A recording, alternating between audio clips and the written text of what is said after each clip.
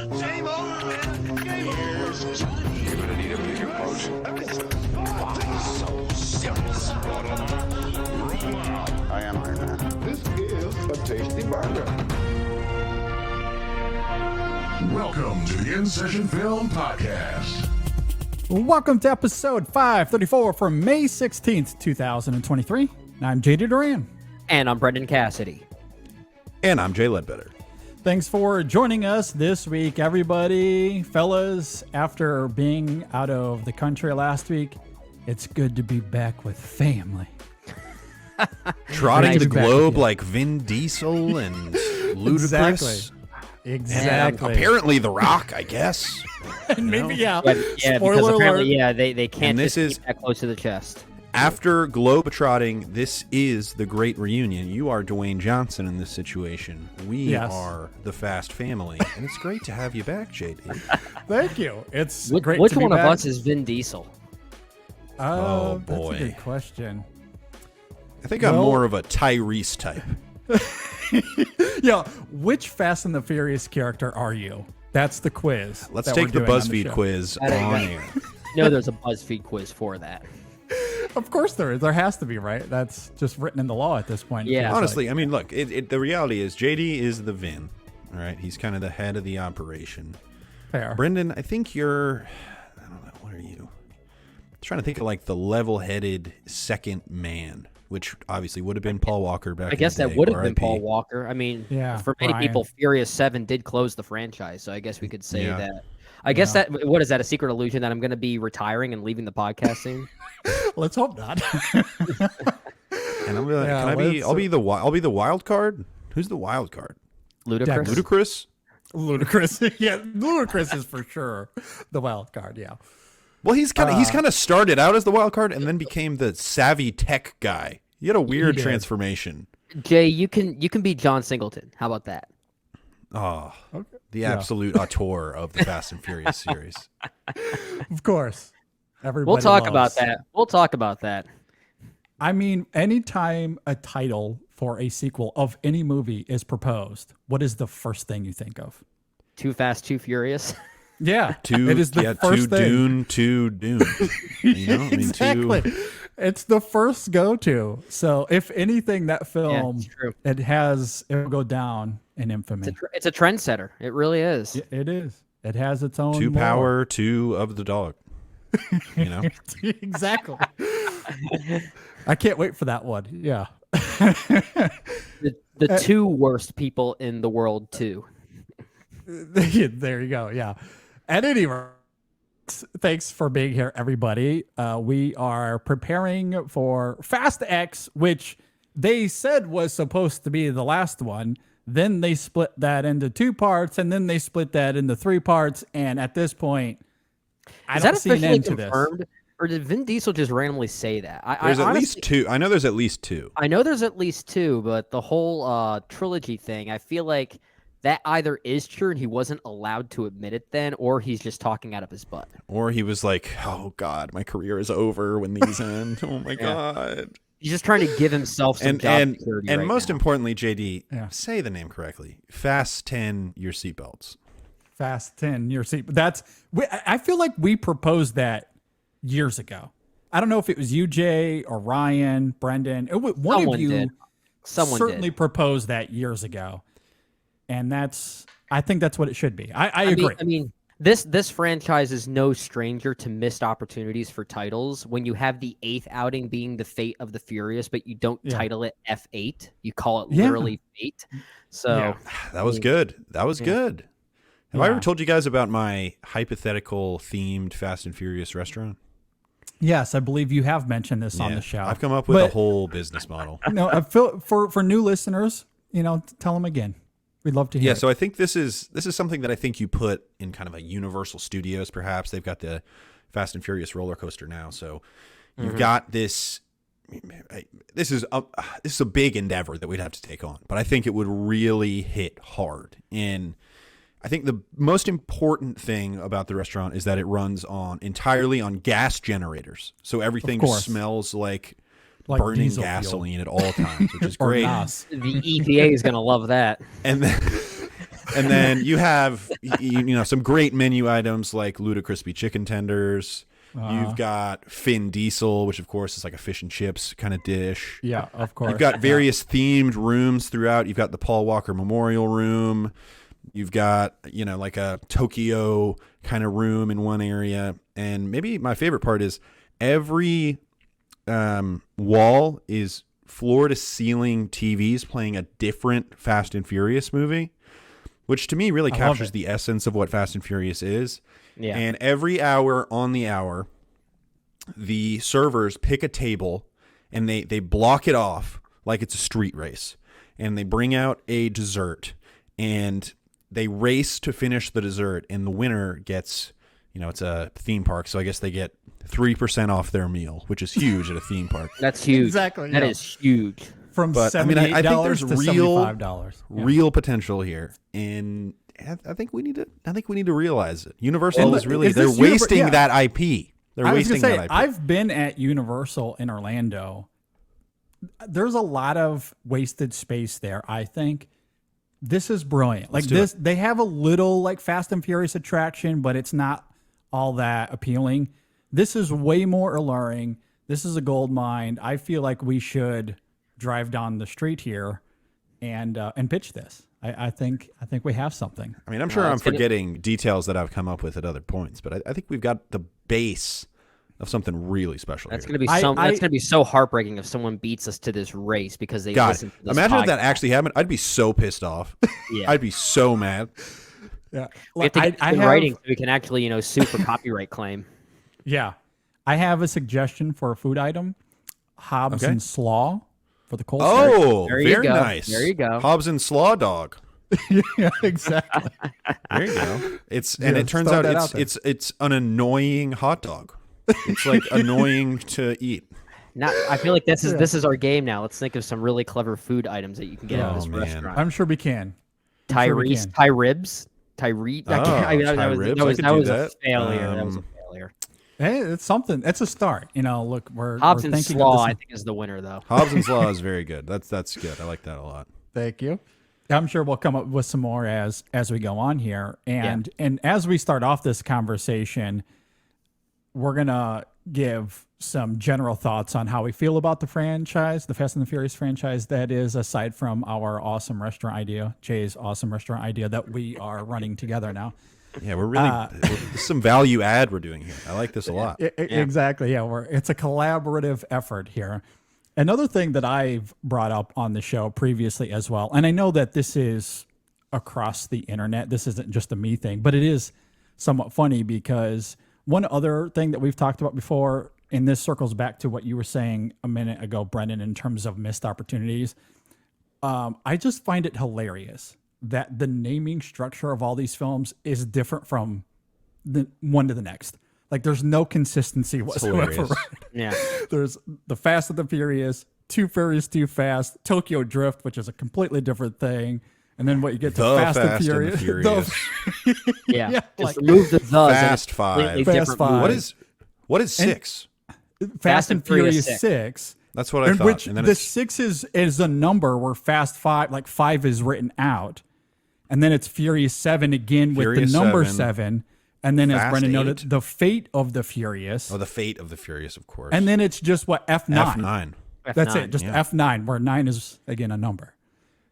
and then Fast 10 I love it. with the X. So we're going back to a different style. Like Numerals. it's just What, hilarious. what would the second part of this so-called trilogy be? Maybe that's where they go with Fast Fast and X Part your 2. seatbelts. Maybe that. Yeah. Okay. I like. Maybe that it's one. the part 2 is where they get to the 10 your seatbelts. Do you remember when the iPhone came out with the iPhone X, but it wasn't the iPhone 10? That pissed me off so much. It was like iPhone 9, I think, and they called it iPhone X. Made Yeah, me furious. 7. Fast and Furious, even. Yes. Yeah. All right, well let's talk about the movies themselves, not just the titles. What do you guys think of this franchise on the whole? I know that's a loaded question. almost. Where's it They're begin? the greatest movies ever made. I mean, come on. Yeah. Oh, Jay's picking up For the audio listeners, Jay I got has brought up the a visual box set. aid. All right, Oh, so okay, I'm the box definitely a set. fan. Okay. The box set includes up until what film? 9. This up to one, 9? no, this is an older one. This includes up to 7, maybe. This Okay. one might be Where up to 7. the franchise was clearly done at that point, as I Brendan was gonna noted say, earlier. yeah. I mean, I feel like we're getting a little ahead of ourselves. Furious 7. Fate was of the Furious. Fate of the Oh, Furious. it includes. Oh, to 8, which of course that makes sense. Oh, that's unfortunate. But it does not include Hobbs and Shaw, right? No Hobbs and Shaw. No F9. Hobbs and Shaw. Let's just skip to that one.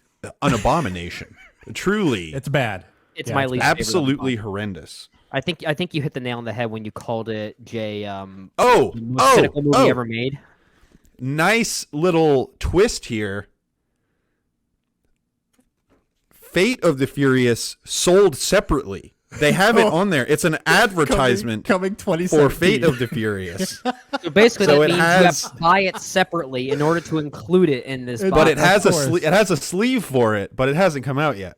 So Oh, course. that's Oh, there you that's go. cute. That's just that's cute. that's dirty. That's some dirty business right Just there. wait a few more years, Jay, and when they re-release that box set, you'll have twice as many movies. at But that here's point. but here's the thing. Those are the only ones I want. The 7, you guys said it. The 7 it's over. That's fine. I Yeah. think everyone since Really- 7 it has was been a great bad. send-off. It was really it was is, immaculate. and it's not just a send off for Paul Walker. It actually is like, the it- series. emotionally. It feels Yeah. like a send off for every character in that movie. Like it actually feels Yeah. like an emotional payoff for everybody.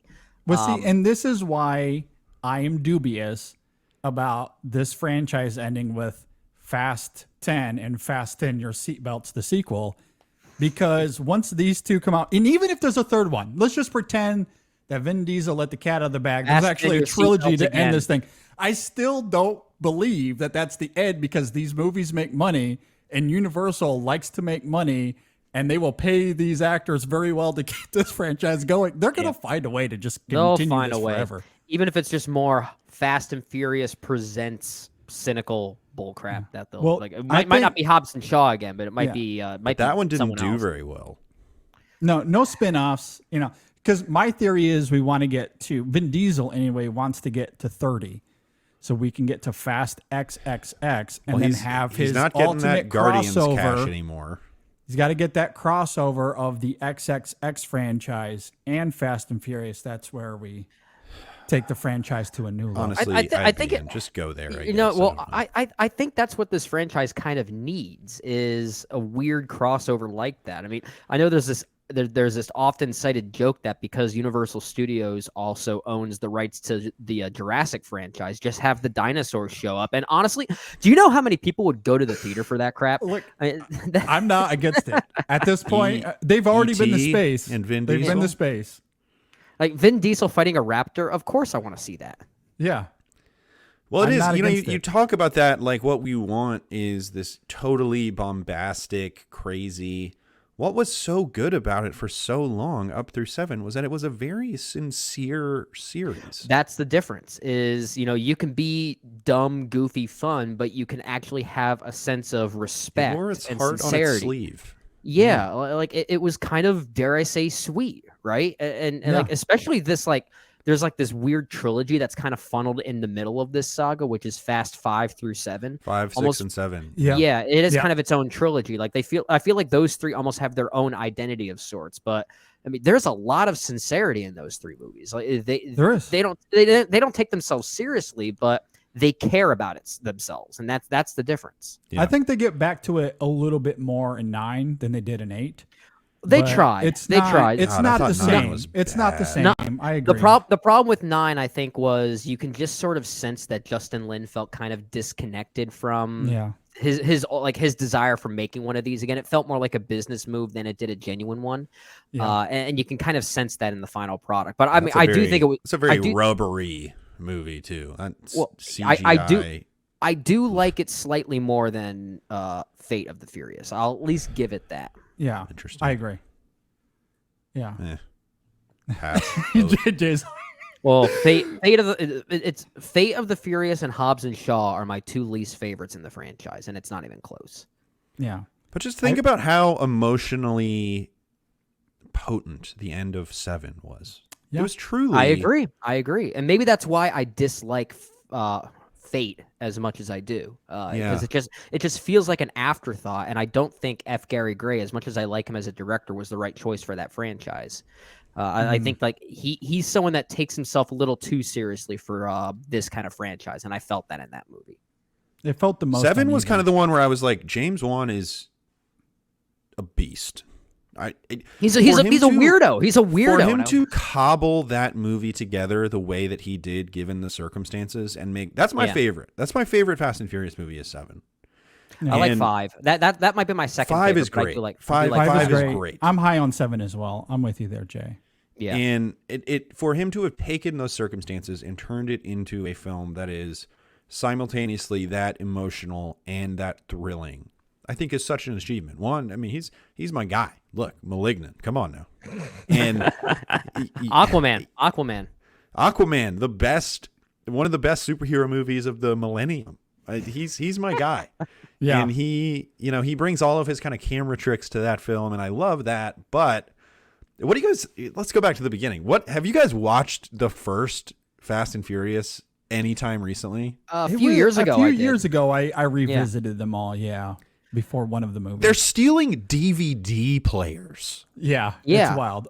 Well, I think weirdly, like it's a movie that completely shifts when you look at what comes after. Like in retrospect, the movie is a completely different beast now. But back in the day, it was Point Break with cars instead of surfboards. That's what it was. Yeah. Yeah. But instead of I would say Swayze and Keanu to Diesel and Paul Walker is a little bit of a downgrade. It's a little bit of a as downgrade. is Bigelow to whatever the monster who directed that. Was that first Rob Fast and Cohen? Furious is. I think can't it remember was his name. Rob Cohen. Very, I think. very, very bad man. But I mean, to be fair, it's a fascinating movie to go and watch, and then especially if you watch 2. I maintain that Too Fast, Too Furious, in addition to being the genesis of one of the great sequel jokey names ever. Oh yeah, is one of the most aesthetically influential movies of the 2000s. You It's think a very- about Pimp My Ride. You think about that whole thing. So many rap videos in the 2000s were that aesthetic. The neon lights. Oh yeah, that movie glows. It literally glows. Yeah. I like that movie. It's extraordinarily stupid. I mean, it is. I agree. It is I love beyond it. stupid. I love that about it. That is it is.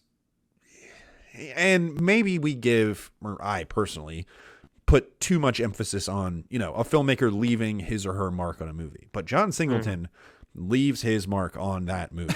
And I appreciate that. Yeah. Yeah, it has a distinct style. Yeah. So for those people listening, hoping that we were going to be really unkind to Too Fast, Too Furious, I don't think that's going to be the case. Because I don't think I like it as much as you do, Jay. I would say of the first 3 films, at least, it is my least favorite of the 3. But I have this weird respect for it because of how vibrant and colorful that it is. Mm-hmm. And and I feel like it also is maybe the first one in this franchise to at least give us a moment of what this franchise would ultimately become, and that's when all million of those cars exit that garage at the same time. I mean, that feels like it was almost foreshadowing what this franchise would be. So that's a good point. You kind of have to thank the film for its existence. It's basically the Mission Impossible 2 of the franchise. That's exactly what it is, because a lot of people just absolutely hated it because of how stupid and stylish it was. But isn't that becoming kind of like this interesting like reversal of course now, given the landscape of blockbusters now, that we kind of go back and almost have a sense of gratitude for how like vibrantly stupid these movies were, because they were at least different.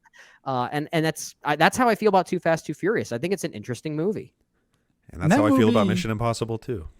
So there you go. And Too Fast, Too Furious still made $237 million at the box office. Oh yeah, it killed. Yeah. It killed. Which is so bizarre that they basically made a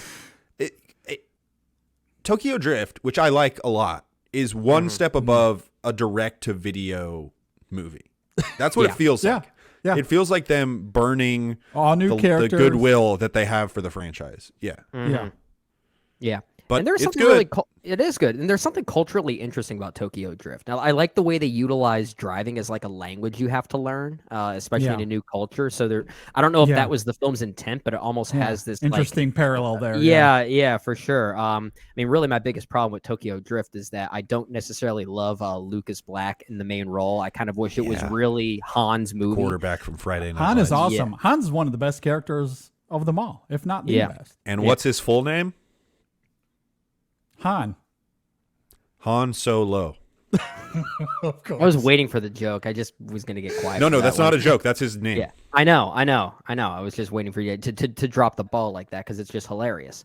Yeah, Speaking of great. Han, have you guys ever seen the movie Better Luck Tomorrow? It's I Negative. think is it Justin Lin's first movie?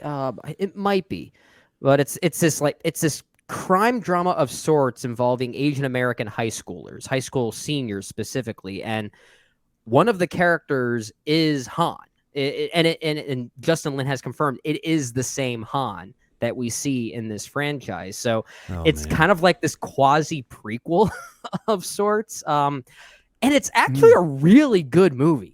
It's actually a very good high school thriller of sorts. And if we are including it here, I think it's one of the better films in this franchise. I'm not sure if you guys have seen it, but I think I'll it's a have to pretty check good this one. out. I'll probably watch that later this week. I if I'm being honest. have heard of it. Yeah, but So what else has Justin Lin done? Did he do the Star Trek, the last Star Trek? Yeah, the more I think about it, it might be my favorite Star Trek film ever. I love Star Trek Beyond. I think that movie rocks. Yeah, he did do that. And then he directed. How many Fast movies has he directed? He directed 3. 5 of them, I think. Yeah. Because Fast he and did Furious in 2009, 4? Fast 5, 6, and then he's doing 10. F9. Oh, Oh, he and did 9 F9. and 10. Yeah. Yeah. But then Well, he didn't. Tokyo He Drift. didn't do He also 10. did Tokyo Drift. Louis Leterrier replaced him on 10. Yeah, but it's 5 official ones because you had Tokyo Drift, Fast and Furious, Fast 5, Fast and Furious 6, and then F9. And then he's a And then, producer, right? And then producer. But then if we want to count Better Luck Tomorrow with this whole thing, then I guess we could say 6, but that's maybe more like 5.5, I guess, at this point. Is he credited on 10? He as might a be producer and writer. as a producer, not as a screenwriter, Not though, as but I think not as the director, like No, a co-director. no. I think he wanted Did off he that start project. off as the Video early director? on. Oh yeah. did, You remember yeah, that Diesel- whole that whole video that Oh, yes. Vin Yes, Diesel that's posted correct. where Yes, where I it looked remember like that, Justin yeah. Lin was so like emotionally disconnected from. It looks like he's being held hostage. Yeah. Yeah. And then he got out of there real fast. Where like Vin Diesel just asks him, "Is this going to be the best one?" And Justin Lin's like, "Yeah, sure." Yeah. Sure. I don't know.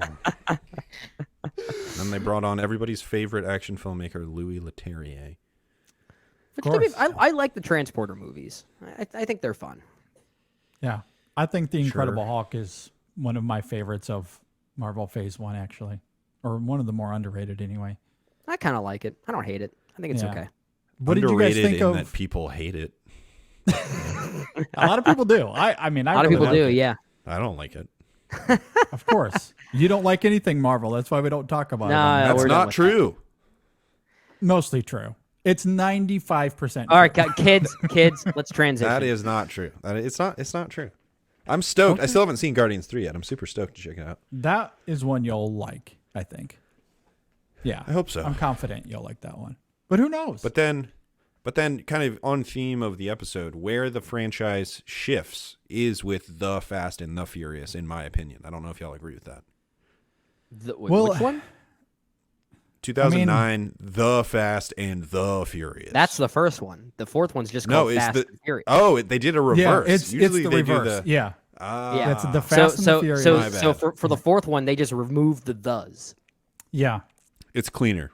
Yeah, it's cleaner. Drop the. But I, like The this is where it gets interesting because I mean I think there's an argument to be made. It shifts with Tokyo Drift, and then it shifts again with Fast and fair. Furious, and then you can argue it shifts again in 5, like because that has a whole different style. It's kind of like a ramping up to 5 with 4, where they're like, okay, this is ridiculous now. Yeah.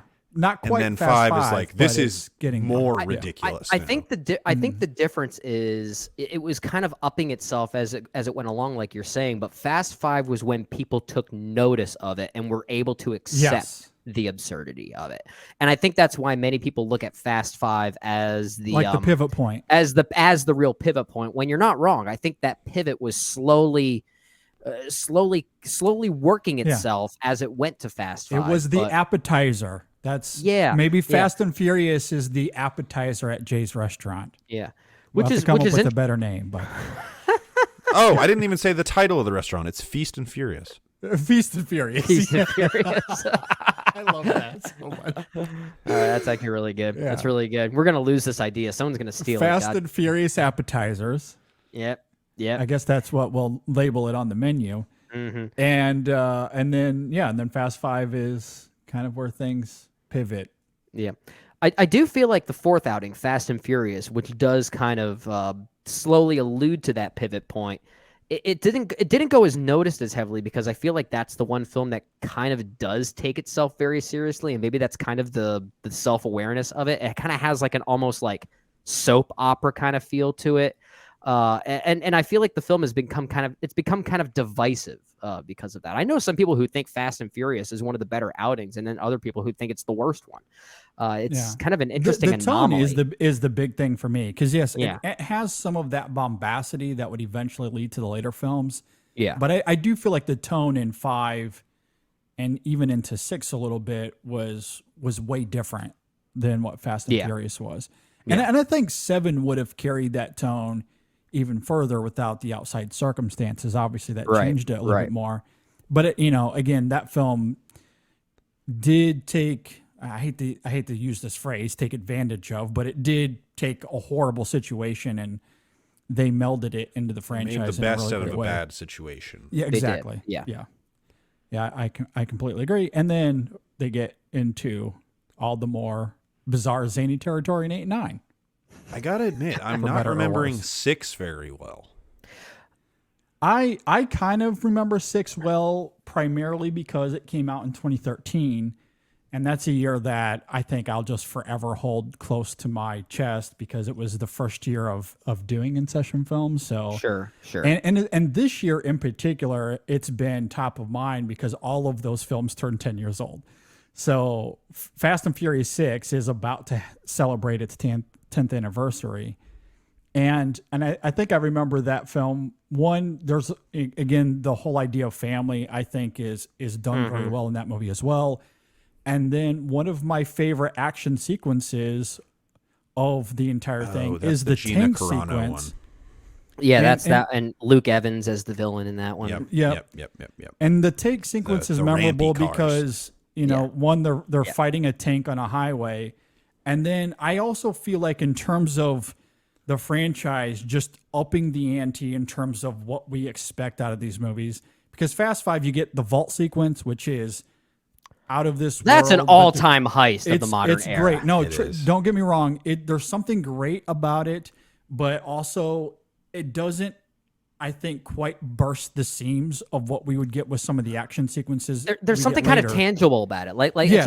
it's almost like Justin Lin knew how over the top and abandoning of the laws of physics that it was, but somehow that still felt like there was a weight to it. Like Yes, it felt a it little grounded despite its Yeah. bombacity. made me believe that they were really doing Yes. that. And then in 6, I feel like you really do burst through those seams when they're up against a freaking tank on a highway, which leads to Vin Diesel supermaning himself over the highway, catching That- a yeah. human being and landing on another car on the other side of the highway. Like that to me is like, we have gone to full superhero movie now.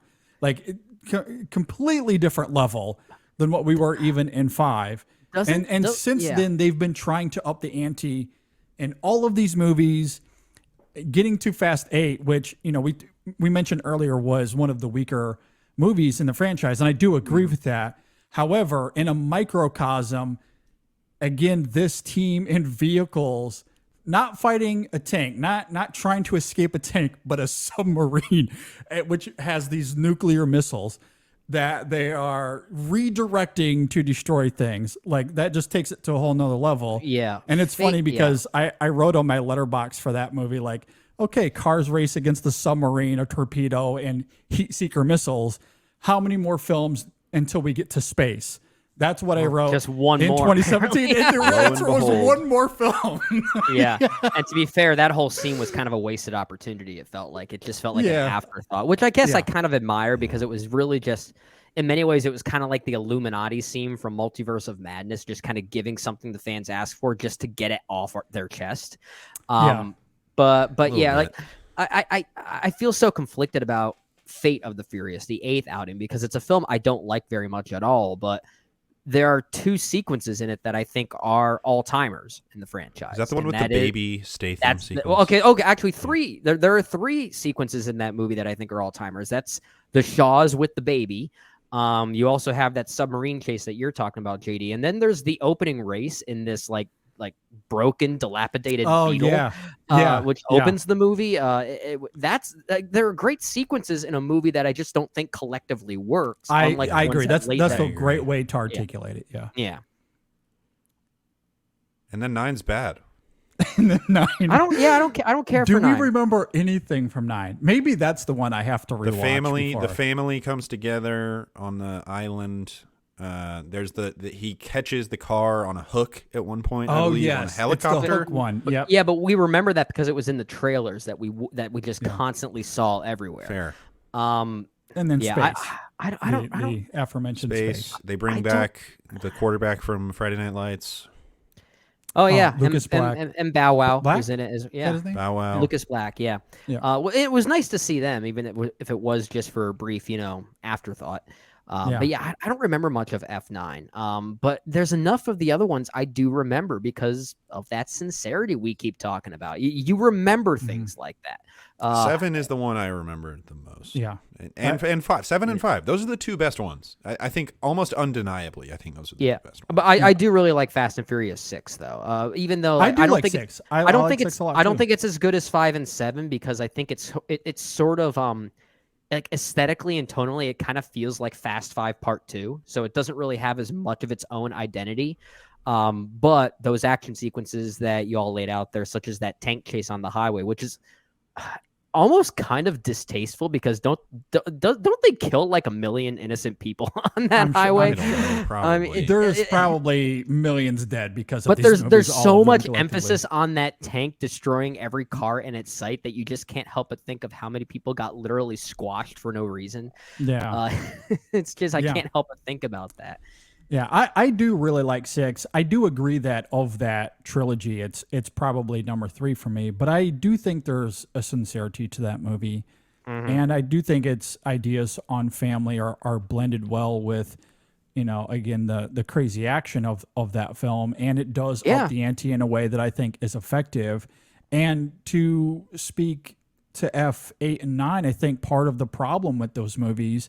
It's not even that you just lose the sincerity of it, and I do agree with that sentiment, but I think it's also a mixture of, in terms of action, we're trying to constantly outdo the previous movies. We have to do something more crazy, something like more memorable. Overcompensating for the loss of Paul Walker. But there's also a point where you can't go any further up. And I think that's where they're at. With this. They've been to space, so that's literally true. But even so, like they've been to space, but did it feel any bigger? Like that's no, the it thing. didn't. To your point, and I agree. And some of it might work. Others, it feels a little bit forced.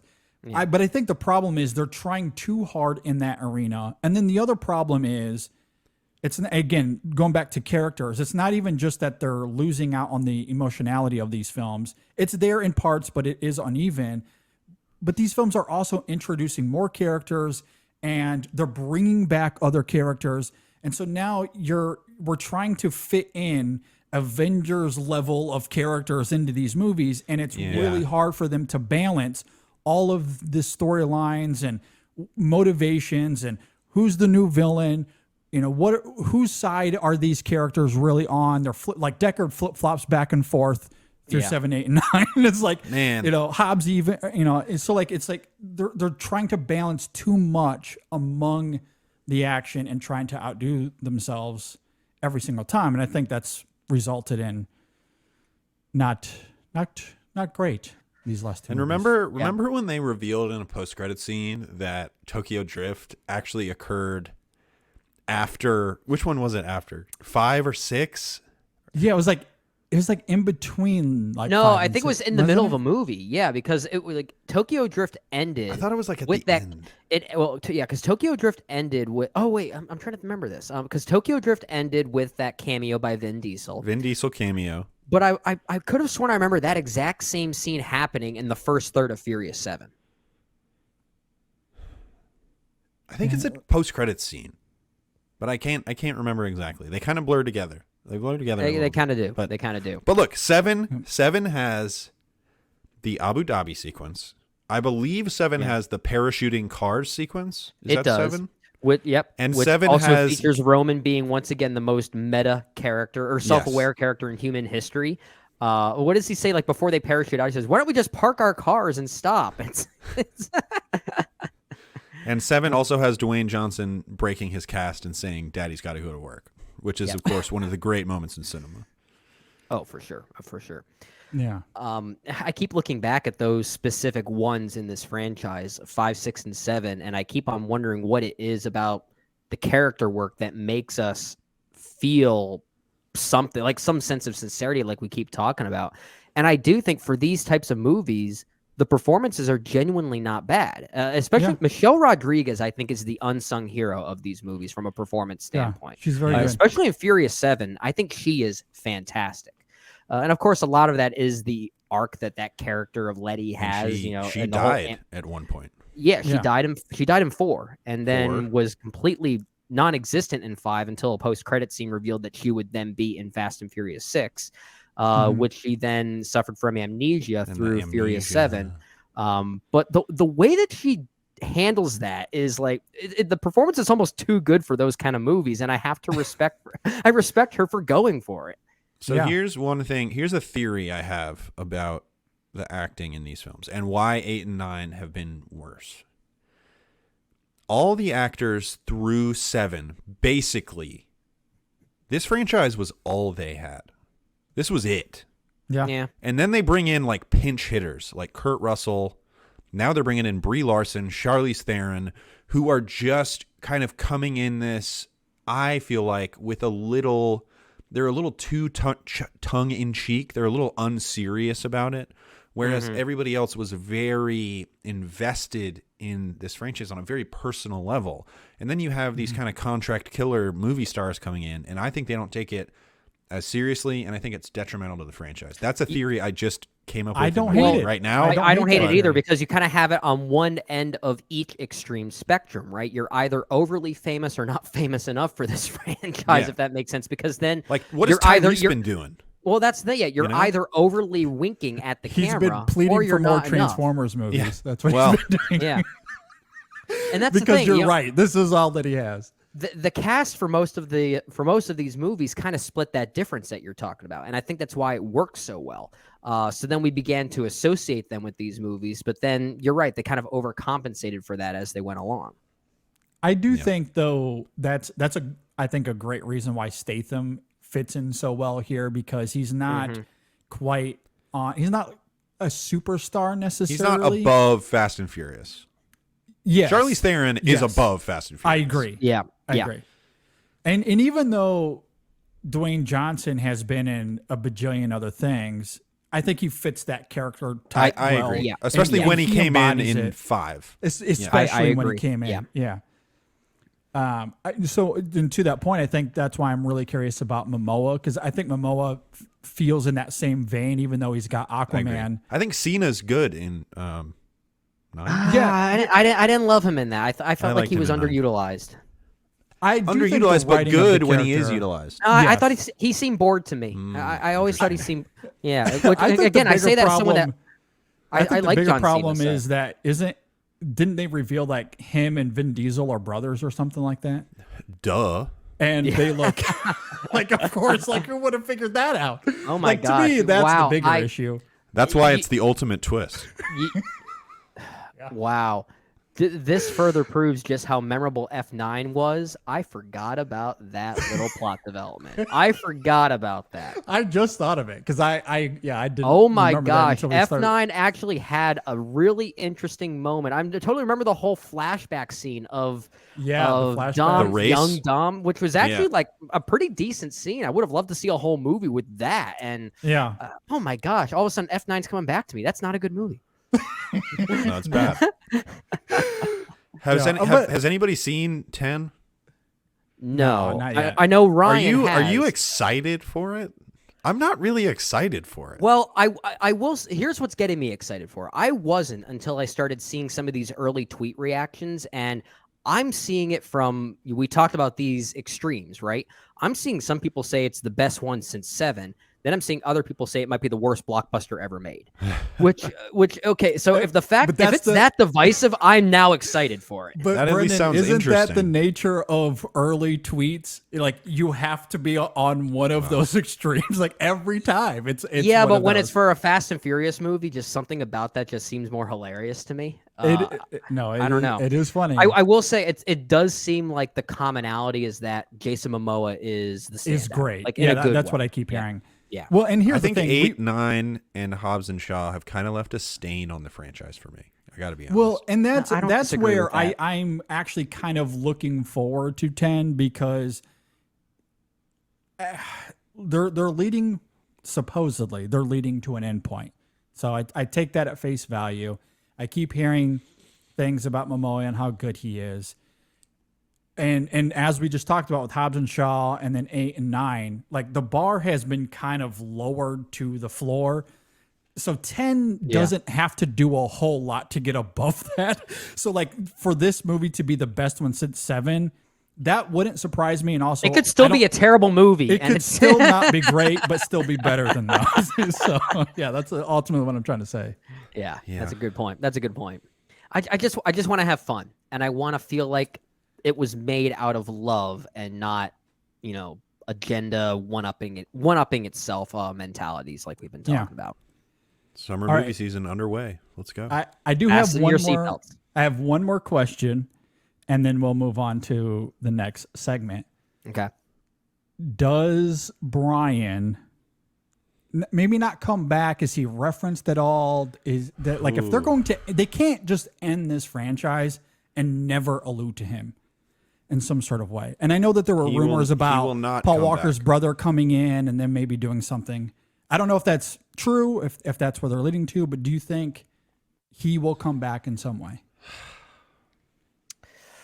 I don't. I think I said he's I not think going to, so. but I kind of think he might. I think he will, but I mean, I guess the real question is at what capacity.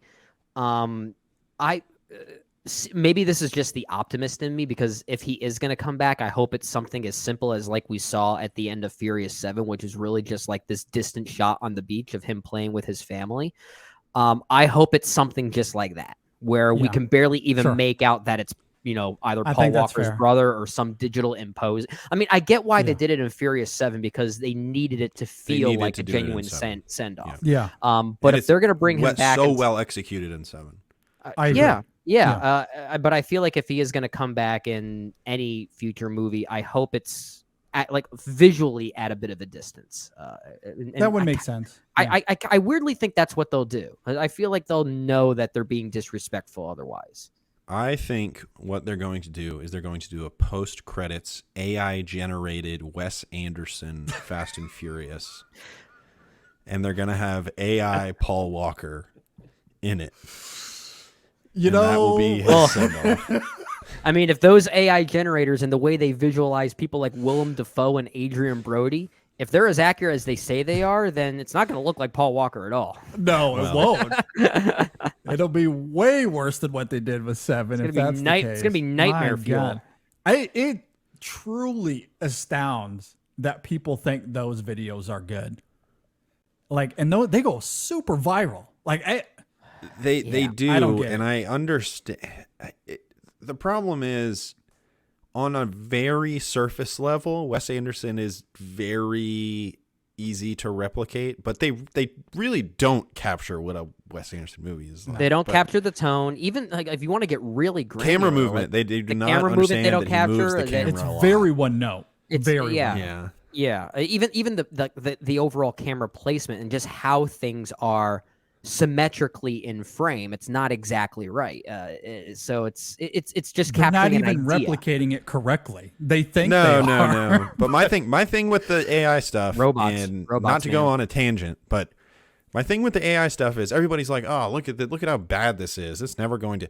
We are in the infancy of this stuff. It is going to get weird. Yeah. And I don't know. It's a scary time. And with the writer's strike right now and all the AI stuff going on, I think that strike is going to go on for a long time. Well, especially A since, long I time. mean, Yeah. AI itself was part of the negotiations with regard to this writer's strike. Yeah, and it's a huge piece. That's a huge piece, and that Yeah. that makes it even scarier because of how true that it is, like you're talking about. Yeah. And with AI, the studios have the leverage, unfortunately. I mean, They're it's basically gonna using be- it to it's gonna blackmail be these weird. writers, essentially. Yeah, it's going to be weird. It is really unfortunate, and I don't know if you guys have any experience with it, but I my day job, I work in marketing, and so I've used AI quite a bit over the last 6 months or so, and as a tool in that world, it's incredibly effective. And to your point, Jay, it is in its infancy. I can only fathom how advancements in AI is going to make my job so much easier.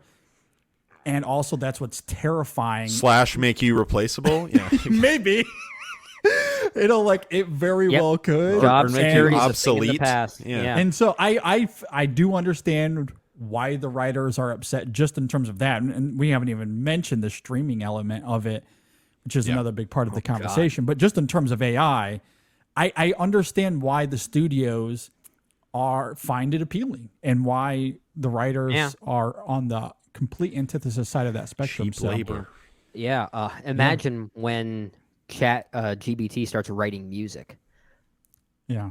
We actually used it to craft a set list for a gig that my band did, and it was actually a decent set list. It actually worked out pretty good. But you know, it's kind of to your point, JD. You know, you're finding a utilization for it that actually has like systematic purpose, right? Yeah. If used well, it's actually very effective. Like it's helped me a lot with my job. But yeah, I mean, Well, the writers have no leg to stand on after America went head over heels for the first movie written by an AI, Ghosted.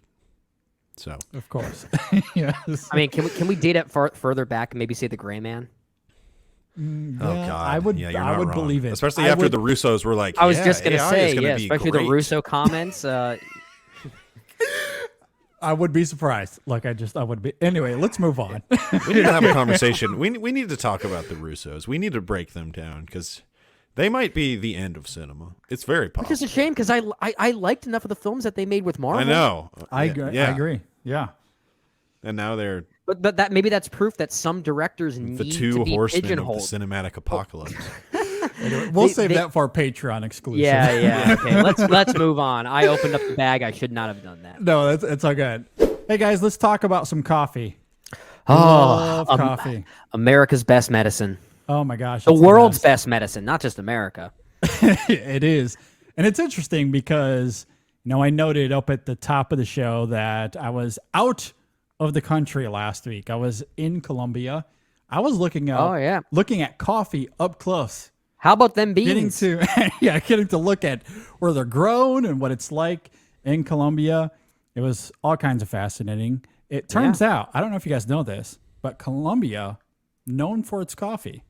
I've It turns out. I've heard that. Yeah. Wasn't sure if I I know. believed it, but I'm glad you're here to confirm. Yeah, this little I can fact for confirm us. it. I know that's a rumor that's been floating around for a few years, but it is indeed really good coffee. The thing about And their Coffee Cult, jackets. Coffee Cult though doesn't just have Colombian coffee. They have coffee from all over the world.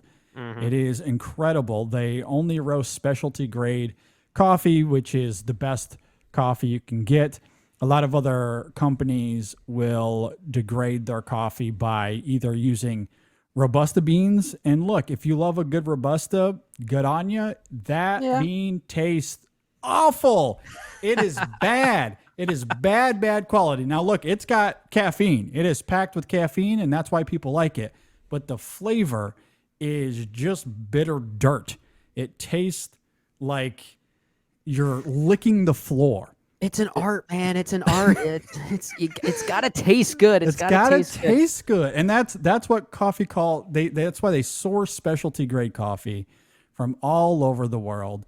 Look, like Starbucks is a milk and sugar company. That's why people go there. Not to drink coffee, to drink milk and sugar. It'll caffeinate you, but you won't. I mean, you won't feel good as much afterwards. I mean, it's like if you want to get drunk, drink bourbon, but don't drink like Vladimir or something like that. It'll still get you drunk, but it's going to taste like crap. That's a great way to put it. And Coffee Cult isn't interested in milk and sugar. The coffee is so good, you don't need to add any nonsense to it. I mean, you can if you want, but the flavor of these coffees are really great. I think you guys got the Costa Rica Cumbres, I believe. Yes. And that is a really delicious fruity coffee. You can taste the fruit notes in it on its own. It is. It doesn't taste like an added preservative or any like added sweetener. No, it's all natural flavors. Yeah. Right. Yeah. Right. It's absolutely fantastic. And so that's why you gotta get Coffee Cult coffee. It is absolutely delicious. And again, they source from farms that they trust, that pay their workers fairly, especially their women workers. And with our code ISF, you can get 15% off. That is ISF. And also right now, I'll throw this out there because it's something they've been marketing. If you join a subscription, you can get your first order off, 50% off your first order. But you got to do it this week. You got to do it this week. Use the code. And you're going to keep ordering coffee. You're going to keep ordering coffee. Exactly. Look, if you get on, and look, the normal subscription is automatically 15% off, so that's a good thing to do anyway. Just get your coffee every month or every cycle at 15% off. Right now, you can get 50% off your first order if you subscribe. But if you just want to do a one-time order, use our code ISF, and that'll still get you 15% off. And that code is always ongoing, so you can use it every time that you order. Helps us out, helps them out as well. Yep. But why wouldn't you subscribe? I mean, okay, like these subscription services can be dangerous for certain products, but not with coffee. Yeah, not with coffee, especially that tastes this good. Yeah, and they roast to order. So your coffee is it's not sitting around in a warehouse. It's not Folgers. It's not Folgers. Like this is freshly roasted coffee. And if you order through the website, coffeecult.com, they will stamp a roast date right on it. So you'll know it's super fresh coffee. So go ahead and subscribe. Use the code, again, sub50 right now. You got to do that this week, though, to use that promo, 50% off your first order. If not, just use our code ISF, and you'll get 15% off. The InSession Film Podcast is brought to you by our great friends over at First Time Watchers. Brennan, we're talking about the Fast and the Furious franchise and franchises in total on this show. And like many franchises, some are good, some are all over the place. And that's what makes them interesting. The First Time Watchers, they're all great. Are they all over the place and a bit eccentric? Absolutely. But that's why we love them. They're Fast and Furious. Come on. The joke was right there for you, man. The joke was right there, obvious as it was. But it's kind of true. It's kind of true. Yeah. Hosted by Tim, Walter, and Hermano. They have a Fast and Furious knowledge of movies. And because of that, they're a podcast you have to check out, especially if you love movie podcasts. Yes. On their latest episode, they talked about the 1985 film Fortress. Have either of you guys seen that film? I'm not too familiar with it. No. Yeah. Seems very much up the First Time Watchers wheelhouse, though. It is. And what's interesting is that episode was actually Second Time Watchers, meaning that all three of them have seen that Australian Why does that film not before. surprise me? You know it's a First Time Watchers show when we plug them by saying, I have no idea what this movie is that they're talking about. That's how you know it's a first-time watchers episode. And I love that. It's a film that I have not seen, I don't know much about, and they're on their second viewing of it already, at the very least. But yeah, it was a great show. Definitely go check it out. Yeah, that's what's unique about them. To pick out a movie that they've never seen, or in this case, a film that they're revisiting, some wonky film like this. But it really gives a fresh perspective, a modern perspective on movies that you might not think to consider. And they also talk about some popular movies. They've done reviews of movies you've certainly heard of, and given some thoughts on other movies they've caught up with, maybe even some movie trailers that are new and worth noting too. Yeah, they give out some great recommendations at the end of their show that I would urge you to pay attention to. And overall, the show is very smart. It's fun. It's full of all kinds of furious goofy. So with all of that said, Brendan, where can you find these guys on the internet? Firsttimewatchers.podbean.com. And that's not a numerical first. That's First Time Watchers spelled out FIRST. And you can also find them on Twitter at First Time Watchers and on Facebook by searching First Time Watchers. Go subscribe to them on Apple Podcasts, Spotify. Leave them a review. Let them know how much you love and adore their show. At the end of your review, we ask that you leave a little hashtag so they know we sent you to them. And this week, let's go with the hashtag #2Watchers. I don't know, something along those lines. Too furious. Yeah, Jay, come on, think of something. You're clever with these things. I don't know. I mean, too furious is pretty good. First and Furious. First Watch Furious. Hashtag furious that your show is ending. Come on, guys. Watchers 9. That's a good one. Just 9. Yeah. Anyway, either one of those hashtags will work. They'll love them. But definitely go check them out. Again, that's First Time Watchers. Real quick, also wanted to shout out the live stream for The Cure. This is something that we've been promoting on the show here for the last month or so, and it's time. By the time this episode goes live, it is actually happening tomorrow. It's happening this week, May 18th through the 20th. This is the 8th annual live stream for The Cure, I believe, or 7th annual live stream for The Cure. Yeah. And this is something that these guys have been doing for a while. Obviously, they've been raising all kinds of money. I think they've raised over $70,000 over the last few years. Yeah. I think for this year, aren't they working for $25,000 for this particular live stream that they're working on? That's it's a heck of a goal, but given their track record, I'm sure they can. I think they're going to hit it. Yeah, I think they're going to hit it. $25,000 for the Cancer Research Institute. Yep. And I'm going to be joining them on that. I was going to ask. You're Friday, there pretty often. Yeah, that's going to be exciting. Yeah, I think Friday night is my slot. In the mail. Well, we'll get you signed up for next year.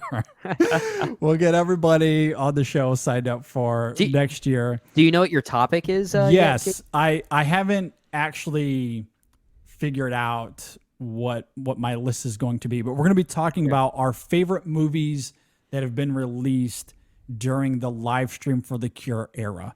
So over the last 7 years, our favorite movies. So no small task. Yeah, good luck with that. But Jeez, Nick's putting you on the spot with that one. No, it actually, he let me pick. Nick let me pick my topic. Oh, so you're putting yourself on the spot. Okay. I thought Nick was trying to challenge you with that one. Nope. If anything, I'm challenging him, but he was up for the challenge. He's up for a big challenge with this whole endeavor that he's doing, and it's going to be very exciting. We will have somewhere on this screen. We'll figure it out in post. I don't know where yet, but I will have a QR code somewhere here where you can click and donate directly. You can also just go to livestreamforthecure.com to donate. Be sure to tune in. Be sure to donate and join us as we raise $25,000 for the Cancer Research Institute. All right, let's talk about other franchises beside Fast and Furious. I know that there was a title for this segment. I completely forget. So I think we were going to call it Franchise Flippers. Franchise Flippers. Yeah. So we're going to be talking about franchises that, like Fast and Furious, have flipped the script, so to speak. Not the AI script, the real script that was written by people when these movies were made. As far as, style, tone, structure, just franchises that completely transformed over time. Yeah. What's the first one you guys want to bring up here? That's a good question. I'm looking at my list here. I got a long list. I got to say, there's a lot of them. You have a long list. How about I pick one, Jay, that I'm sure is on your list, Sure. or at least I would expect it to be. So one of the longest running franchises of our generation, which is now apparently going to be rebooted into an HBO Max series. Let's go to the Harry Potter franchise. Yeah, sure. Yeah, that's one absolutely. of the first ones on my list too. Yeah, I feel like that's one of the common ones most people will think of. And of course, I'm referring to the third outing, Harry Potter and the Prisoner of Azkaban. And it's really just because of a change in director. I mean, Chris Columbus. I mean, I'm calling him Christopher Columbus, but I know he just goes by Chris Columbus, but it doesn't really matter to me. He had his own. His production studio is called what? 1492. Yeah, 1492. Little on the nose, if you ask me, Chris. Santa Maria. It's called America. America. Yes. But of course, getting a new director like Alfonso Cuarón, who has a real auteur sensibility to him. This was back when, in the early 2000s, when blockbusters were really directors' films still. This wasn't this the same year as the first Pirates of the Caribbean? Was it? It may have been 2003. Was that? No. 2003 Pirates was 2004, I thought. It was. I think it was 2003. Or was it 2000? Yeah, because I know Harry Potter and the Prisoner of Azkaban was 2004. Yeah. But it kind of created this mentality that you can shift directors in each film, kind of like the whole Star Wars thing can kind of have its own directorial identity and its own tone and its own mood. But in this case, it was so vastly different from the first two outings that were so faithful to its book counterparts. This one literally started to flip not the script, but the page a bit and take liberties, adapt, be a little bit more loose with what story it was telling and how it wanted to translate that to film. And it alienated some book fans in the process, which I think is good. It should take chances and do that. And I like that the film was bold in that way. So I think this is a great example of this topic. Yeah, I love this pick. And I also, say what you will about those first two Harry Potter movies, but I like them. I like them as well. Chamber is tough. That Chamber one's is so that one's dang kind of a long. slog. That Oh one's kind my of a God. slog. Yeah. Yeah, and maybe That's it's just the longest because, Harry Potter movie. Did y'all know that? Oh yeah, it's almost 3 hours long.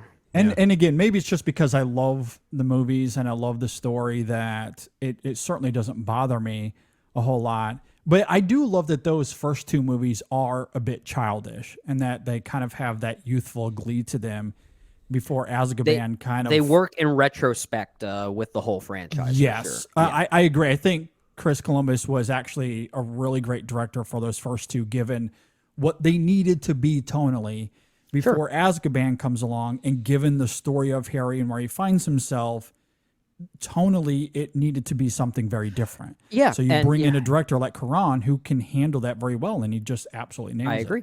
And no disrespect to Columbus. I mean, I actually think the first Harry Potter film, The Sorcerer's Stone, might be Chris Columbus's best directed movie.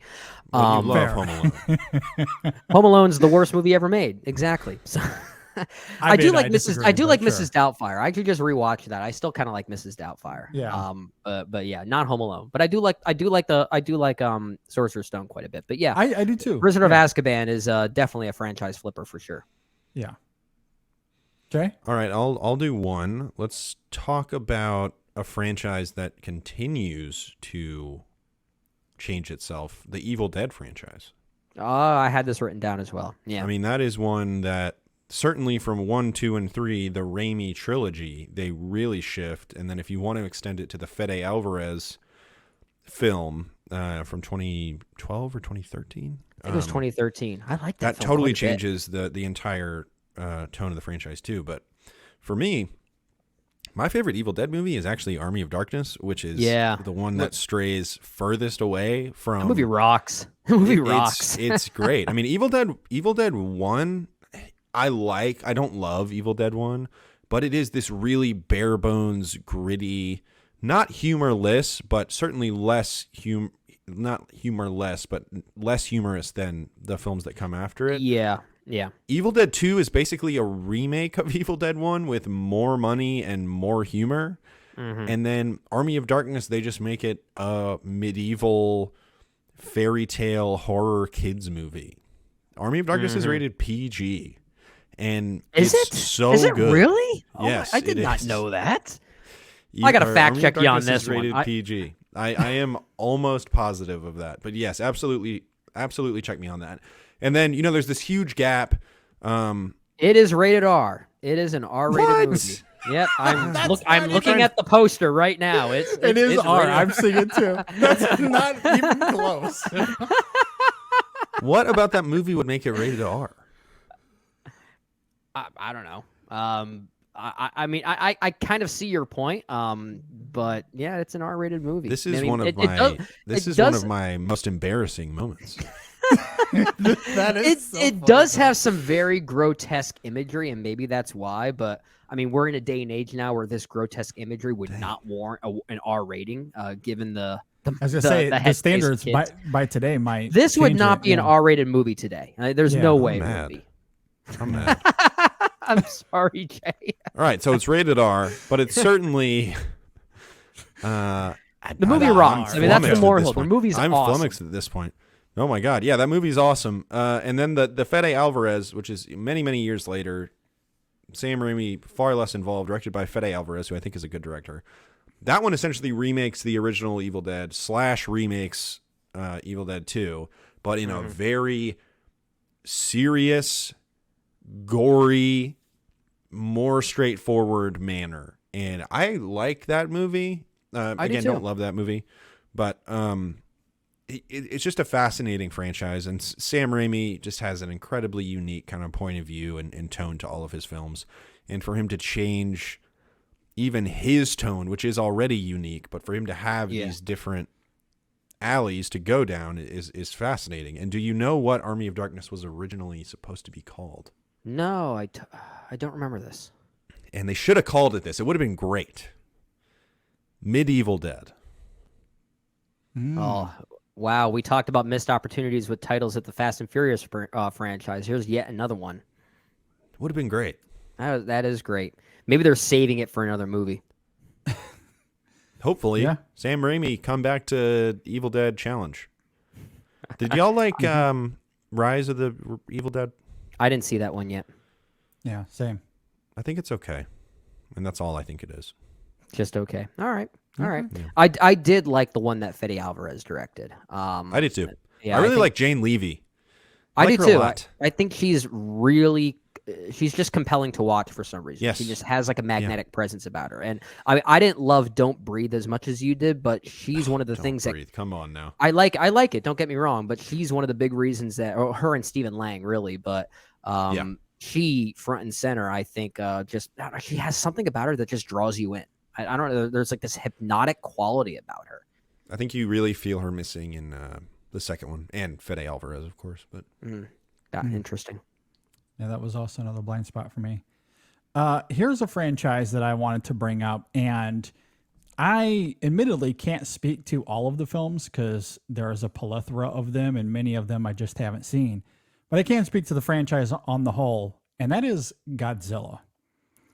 So what's interesting about Godzilla, right, is that first film comes out in 1954, and it's actually this incredibly rich allegory Parable, that functions phenomenally as a monster movie at the same time. Kind of horrifying, emotional, and I think it does such a great job of mining through all of its commentary and, with a lot of assiduous credence. And then so many of the films after that just become these campy monster fights, with varying degrees. Like Godzilla versus quality. Mechagodzilla. Yeah. And then you get the monstrosity of the 99 film. And then, My gosh. That used to be my favorite movie as a kid. yeah, Oh and, my gosh. yeah, it's not very good. And then I think what's interesting is then, leading to today. So you get the 2014 film, which I think actually tries to pivot back to the 54 film in terms of tone and in terms of, taking itself a little bit more seriously. But with modern advancements in technology, you really get the scale of Godzilla. It's a fascinating film from a technical precision point of view. And then everything after that, again, has gone back to camp, but with that modern technology. So it's had these incredible don't forget swings of the Shin pendulum. Godzilla too. So they've kind of got these concurrent, differing tones too. Yeah. So like this franchise, in terms of like pivot points, there's been like 5 or 6 of them throughout the course of. That's an interesting point. This is not just a franchise flipper; it's a franchise flippers. Flopper. Yeah, there's lots of them. There's a couple flips, a couple flops, literally quite a few flops. In this franchise. But no, that is an interesting pick. I'm like you, JD. I probably haven't even seen half of these movies.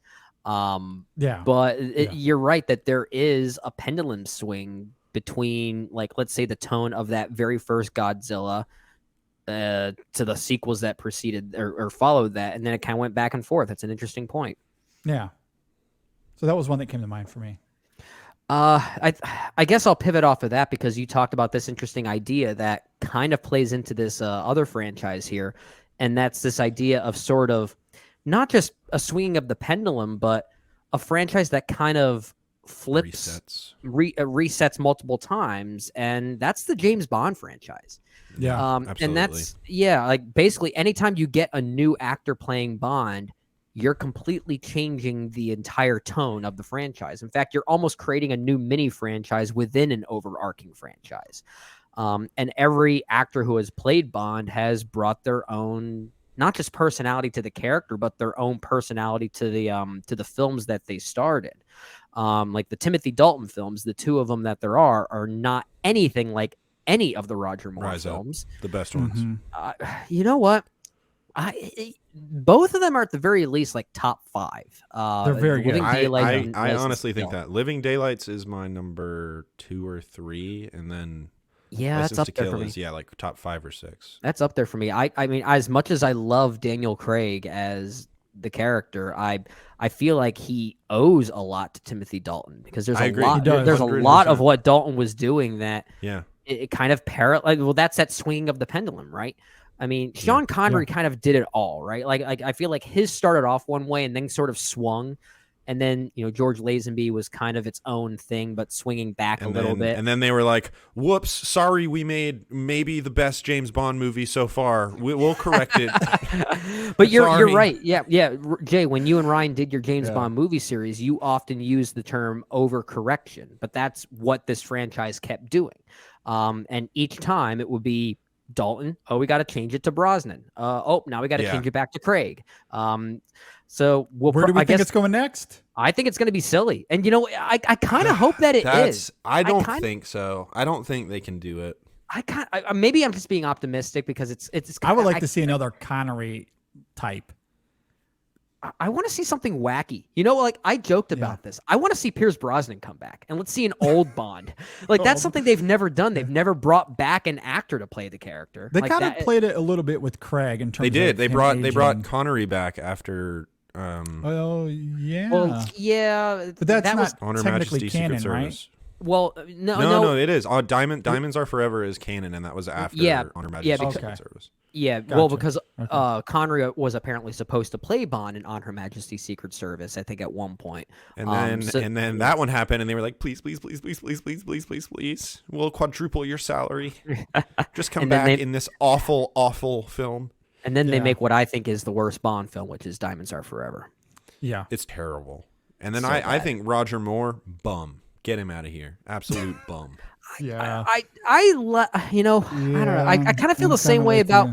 I kind of feel the same way about him as I do Pierce Brosnan. Is that I kind of like him as the character. I just don't like the films that he was in. Yeah, his films. Are the problem is, I think Roger Moore is bad as Bond, and his movies are bad. I think Brosnan is good as Bond, and most of his movies are bad. I'll at least agree with the second half of that. I mean, I do love Pierce Brosnan as a character. I really wish his movies were better. I really do. Yeah. And this is coming from. I think we're in the same boat on this, Jay. I don't love GoldenEye. I get why that movie is revered, but I think the N64 game really kind of helped solidify its status a bit. Yeah, the game is certainly better than the movie. I agree. I agree. Yeah, no doubt about that. Yeah. What's another one? Jay, you got I'll go in another here and talk about, how about just like weird self-referential satirical sequels, which I think are fascinating, right? So I'll throw in Gremlins 2, maybe the craziest sequel ever made. Oh gosh, that's a good one. I'll throw in The Matrix Resurrections along those same lines. Yeah. And I will throw in my opinion, a movie that kind of hates its predecessor is The Hangover Part 2. That is a movie that is daring you to still like it while having the bones of the first movie. It's almost like Todd Phillips is like, damn it. You're making me make another one of these. I couldn't say no to the offer, but that is an interesting point. I never thought of that film that way. Now I have to watch The Hangover Part 2 again. Yeah, you don't have to. I think it's a miserable film. But Gremlins 2 especially is kind of the alpha and the omega of this type of movie, which is a movie that is entirely making fun of its existence and the desire for it to exist. I think that movie is pretty ingenious. I like it. I like it a lot. I think it is aged impeccably. And I think The Matrix Resurrections from just a couple years ago, that was one of my favorite movies of the year. That was in my top 5 of its year when it came out. And the other side of the coin there is I think The Hangover 2 is absolutely miserable because I think it has real contempt for its audience. Yeah. But I find those kind of movies to be absolutely fascinating. Another one that people kind of point to in that vein that I haven't seen is Texas Chainsaw Massacre 2. I think that is considered to be in the same vein. I haven't seen it either, but it's supposed to be just this real kind of send up of the first I hear it's movie. A wonky comedy of sorts. I think isn't Dennis Hopper? I think he's in that. He's definitely in it. Yeah. Yeah. And that was post like Blue Velvet, where he was was just kind of known for that kind of performance, and he was really leaning into it. But I haven't seen it, so I can't really speak to it, but I understand that it has a similar reputation. Yeah. I guess keeping to this theme, I'll throw out a few other ones, or at least I'll throw one other one out here that I think fits into this category pretty well. Bride of Chucky. I think the Chucky franchise is fascinating. Yeah, because, I mean, up until that point, you had 3 films, the Child's Play films, and then all of a sudden comes Bride of Chucky, and then even further from that, Seed of Chucky, which is probably the most meta of the entire franchise. So it's sort of doing a lot of the same things that you're talking about there for sure. Yeah. The only one I can think of off the cuff, without really digging into it, simply because Jay mentioned it, and I know I'm going to get pushback probably from you guys and also from others, but I'll throw in The Force Awakens in Star Wars, because I think The Matrix Resurrections is doing the exact same thing. And in fact, I think my review for that at the time was The Force Awakens, but in the world of The Matrix. Force Awakens, I think it's the exact same movie. Those two movies are the exact same. As I don't know if they're the exact same. I think the argument for The Force Awakens doing that, I think, was elevated a bit after The Last Jedi came out, and we sort of sensed that yin and yang that was happening. But I think we sense it more now because of that. And I like The Force Awakens a lot. I think a lot of what you're saying about that movie and of how it's playing into myth but subverting some of the tropes of that myth. It's happening in that movie. I think we just started to take notice of it more because of what Rian Johnson did in the following movie. I mean, which is fair. I mean, you can check the tape. I talked a lot about that at the time when we talked about it on the show. So it's something that's always been in the discourse for me, or it's always been synonymous. I'm not with saying that film, you were never saying that. I'm just saying other people didn't really notice it until Rian Johnson came and told us that was happening. And by the way, for the record, I'm not like when I'm that's not a dig at Resurrections either, by the way. Like I really like that movie. I just like it for almost the same reasons. So to me it's just funny, I guess because of the discourse. But when that movie's brought up, that was one that came to mind for me. So another franchise, and this kind of circles back to I guess similarly to what I was mentioning with Godzilla, although when I wrote it down, I did not really think about it at the time. But I think Batman, like the Batman movies, have had a fascinating evolution as well, right? Because you have, like, even if we just start with the 90s, like the early 90s films, the Tim Burton movies, like those have their own interesting aesthetic and tone. Yeah. And then you get to Batman Forever, complete pivot point. Question worse, about mostly those. for worse. Are we supposed to consider Batman 89 to Batman and Robin a canonically consistent series? Because I know they Kind changed of? Batman.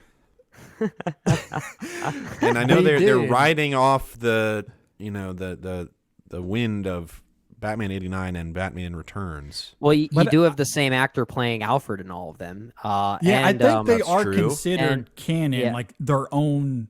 They're kind of its own. They're all Yeah, within the same you have universe. Mike, All what's his within name? the same Michael universe. Golf, Yeah. I think his name is, who's playing Alfred in Yeah, all of Michael them. Goff. And then Yeah. same actor playing Commissioner Gordon, if I'm not mistaken, in all of them. So I think when they came out, we kind of look at it differently now because of how Batman as a movie franchise, well, not movie franchise, but as the character has tonally shifted throughout multiple As a piece iterations. of IP. Yeah, Great but phrase at that we at love the to hear. Oh yeah, absolutely. A piece of IP is what I call it. Yeah. But at the time when those 4 movies were out, we saw that I think as its own 4-film saga. And I Yeah. think they were canonically connected at that and I think point, that's how they were marketed to be. And Yeah. just overall, I think they're considered to be its own little 4-film canon. Well, I think at one And- point Tim Burton was going to make a third Batman film, and then just Yeah. the studios being what they were, kind of interfered and kind of turned into like another Spider-Man 3 syndrome with Sam Raimi. Well, but the only difference is People Burton were didn't direct it. so put off by Returns. They were like, So unfortunate. Tim, that movie is we got to so sell good. some toys, my guy. I You've just got love that Danny he wasn't DeVito concerned with that. ooze running out of his mouth. What are you Love doing, it. man? So good. You got And Michelle it's- Pfeiffer in a BDSM costume. Is she gonna be an action figure in kids' living rooms? Come on now. greatest be. Batman movie ever made. I agree. I I'm with love you. it, I yeah. am right there with you. Yeah, my favorite as well. And maybe you could even consider that a pivot point in and of itself. And then obviously, Yeah. I mean, because it really does. It's a lot have different its than own 89 in many It ways. is. Yeah, I agree. You make a great point because I deliberately left Batman off my list because the arcing iterations of Batman isn't really a franchise, right? I mean, it's like there's like some are part of their own franchises, some not so much. Or you have one that's its own movie that's really not part of anything, like Robert Pattinson playing the role. But if we're just considering the Burton films, then yeah, there kind of is a pivot point there just with Batman Returns. Which is something I didn't really consider when I was thinking about this earlier, because in my mind, I'm thinking, okay, there's those 4 films. Yeah. And there's certainly a pivot from Burton to Batman Forever. Right. Yeah. There's no arguing that. But Right. now that we're getting into the minutia of it, you can certainly see a swinging of the pendulum really into all 4 of those movies. But if we're looking broadly speaking, you have those 4. Then you get to Nolan, which again is a massive swing in a very different direction I as well. consider that like a different franchise. I do. Yeah, Yeah. no, I'm not necessarily arguing against that, but Right, similarly to Godzilla, right? Because I don't think you can consider the Japanese Sure. Godzilla Yeah, no, films in the that's same very vein true. as the That's true. So, like, That's I'm true. just saying, if we look at it broadly as a franchise, just Batman, I just think it's fascinating to see this swing from 90s to 2000s, and even what we've gotten in the last 10 years with the DCEU. Again, for better or worse, there's varying degrees of quality here, but it is there's such a distinct swing in each one of those decades that makes there's an interesting conversation to be had there, I think, at the very least. No, I think you're right there. But yeah, it's just interesting talking about this. We realized that probably the biggest pivot point actually did occur within its own franchise of all of these Batman films, and that's Burton making another Burton film. Because yeah, I mean, it's basically Yeah. Burton making a Batman film, and then the second one is Burton making a Burton film featuring Batman. Exactly. That's the studio being like, I don't know, you're a weird guy, but people It's like like you make whatever movie you want. Like, the first Batman was a huge hit. Make whatever you want. And I mean, it's not too dissimilar from the Bond conversation we just had. I mean, each Not one of really, these no. actors have their own distinct style. I mean, Yeah. the Connery films are nothing like the Craig films. So, I mean, even though they're playing the same character, I mean, it kind of functions in a similar fashion, I guess, the conversation. I really want to rewatch the Adam West Batman now. After this Yeah, that's a whole nother thing. Yeah, absolutely. I'm trying to think if there are any more here. I mean, I have a few other ones on my list. I got 1,000 more. I mean, all right. Well, I'll throw a few of them out here. All right, a few more because I want to get to another segment here before you wrap up. Absolutely. So I guess I'll throw out 2 franchises here, and then I'm sure Jay will have a few other ones. But let's see. So I guess the Rocky franchise kind of went through its own metamorphosis as well, kind of twice. Well, yeah. I mean, I guess it really started with Rocky 3, sort of creating this, this Pulpy. 80s montage-y kind of vibe. And for the record, I actually really like Rocky 3. I think that's the best of the Rocky sequels. And then it sort of pivoted back with, many people would say pivoted back with Creed, but it kind of pivoted back with Rocky 5, or at least it attempted to and failed. Yeah. And then Creed, of course, successfully did so. So there was kind of another Rocky Balboa too. Oh, you're right. Totally forgot about Rocky Balboa. Yeah, that's a good point. Good movie. Yeah. Another franchise I'll bring up is the Mission Impossible franchise, which I feel like kind of always had maybe somewhat of a steady tone, but, and this is no disrespect to Mission Impossible 3, because I know you really like that movie, JD. But I feel like at the time when that film came out, there was sort of this reception to the Mission Impossible franchise that was becoming a little bit more distant. There was not as much of an interest in it. And then Ghost Protocol comes out featuring that incredible Burj Khalifa scene and kind of redefined the franchise a little bit. So I think as far as that movie functioning like an action spectacle, it sort of brought interest back into the franchise in a new way. And I think for those reasons, I kind of wanted to include that one as well. But so I'll throw those 2 out there, the Rocky films, Mission Impossible films, but I'm sure there are many more we could talk about here. In fact, there are other ones I have on here that I'm sure Jay is going to highlight as well. Yeah, I'll say this about Mission Impossible. One of the things I loved about Mission Impossible in its first 5 iterations, and I still love Mission Impossible. I can't wait for Christopher McQuarrie to continue his reign at the helm of Mission Impossible. But it was cool that it was like De Palma, and then oh my god, John Woo. Yeah. That was embarrassing. And then JJ Abrams, and then we got Brad Bird, and then McQuarrie, and then now it's McQuarrie's franchise. I thought that was really interesting that it was kind of operating by trying to go with these different tones. And then I kind of disagree with you, where I think 3 kind of brought it into the modern era.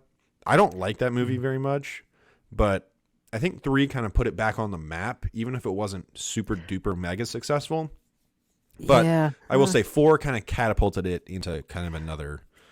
And maybe that was just my experience going to see those movies when they first came out, because and again, this is my small little bubble back in the year 2006 when Mission Impossible 3 came out. But I remember at that time, no one cared about it, at least in my little circle, like whether it be my family, my friends, or just people in general, like no one seemed to care. And maybe that's because of the reception that Mission Impossible 2 was at the time. And maybe it was just sort of a lingering afterthought with that. But no, you're not wrong that there is sort of a modern quality, like almost like a Bourne like espionage like quality. Yeah, totally. What's so cool about the movie is they have one of the greatest actors of all time, and you get to watch him go like this the whole time.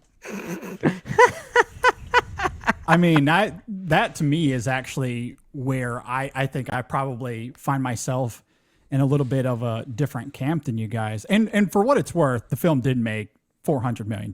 It made a lot of money. I think it definitely, fair. because people hate it too, like reviled too. Yeah, and I think I think what's interesting about 3 is that, yes, I think stylistically it brings us into the modern age. Emotionally and tonally, completely different movie than any other thing we've seen until we got to the last movie. And that, to me, I think is what's fascinating. I think it has the best villain with Philip Seymour Hoffman in the role. I love the performance. I hate the character. I hate to love the character or love to hate the character. I think the character's boring. I think he's so terribly I think he's underwritten. great. No, I think he's very, very intimidating. And to me, easily the most memorable villain in all of these movies. Not even close as far as I'm concerned.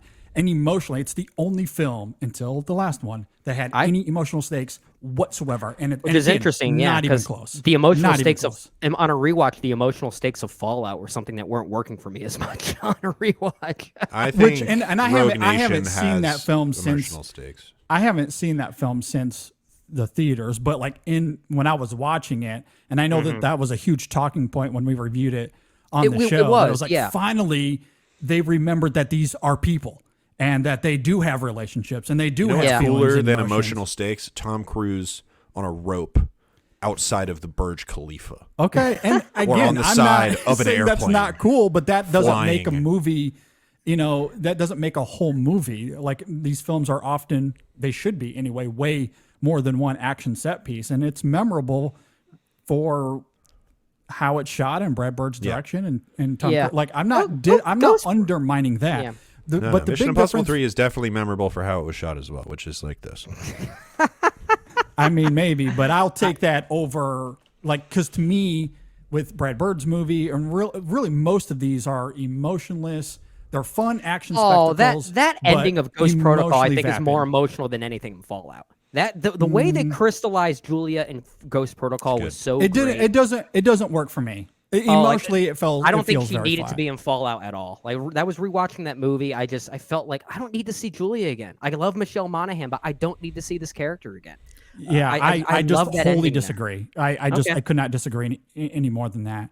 And maybe it just comes back to again what we want out of these movies. And I'm not saying that these movies need to be like full fleshed out dramas, and we're getting Oscars here. I'm not asking for that, but I am asking for you to remember that these are people. And in throughout a lot of the franchise, it's not that, which is fine. It's fun spectacle, but that's what makes 3 different for me because it has the spectacle, but also reminds us that these are people with relationships. 5 has that too. Rogue Nation has that between Yeah. It does. That's why it's Benji my and favorite. Tom. Yeah, Tom Cruise. I just don't think and it's Simon nearly Pegg. as it's a little bit more uneven for me, but I at least appreciate that it's there. But the set pieces in 3 stink.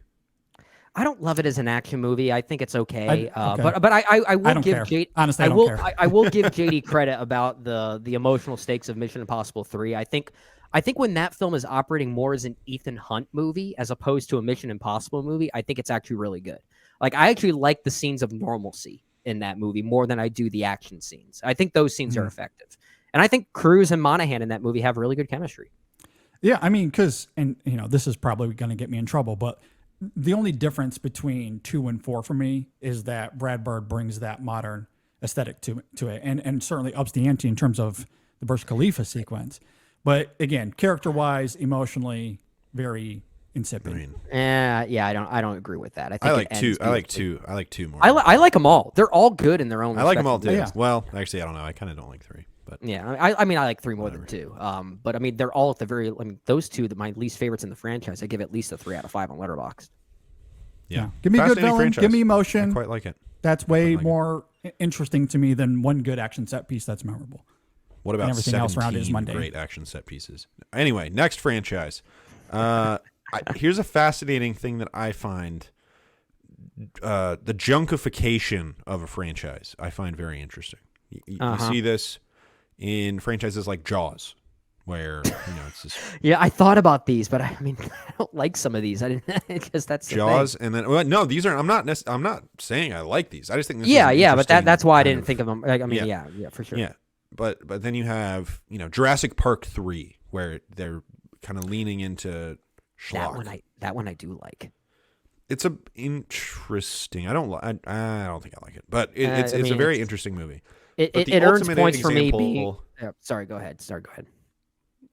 No. I was just going to say the ultimate example of the junkification of a franchise to me is a recent one, and it's The Conjuring. Which, The Conjuring 1 is like a very, in my opinion, emotionally sophisticated horror movie that is as much about maintaining a marriage as it is about chasing ghosts.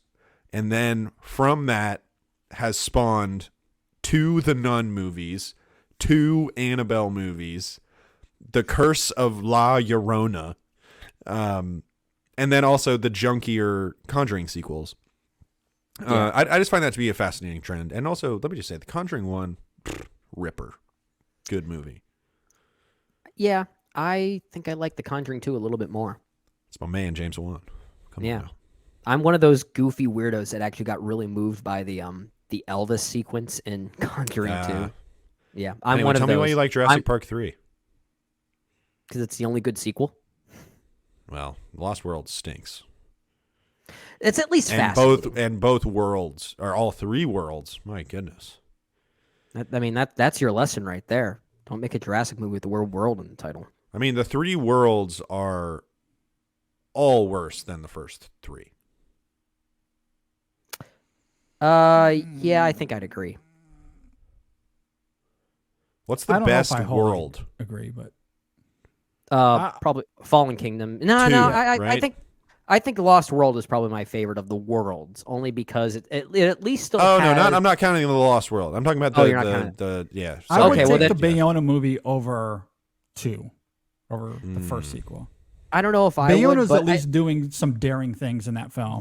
I appreciate. will agree. There's at least something kind of interesting about that movie. It's not The successful Bayona as a movie is. Yeah, I'm with you. Where it's like kind of we're gonna bleak at turn it times. into a haunted house slasher, which I think is kind of interesting. Yeah, But it's bad still. It's still bad. it's not great. No, it's The not end of great that at all. first act is freaking bleak. It is really Yeah. dark.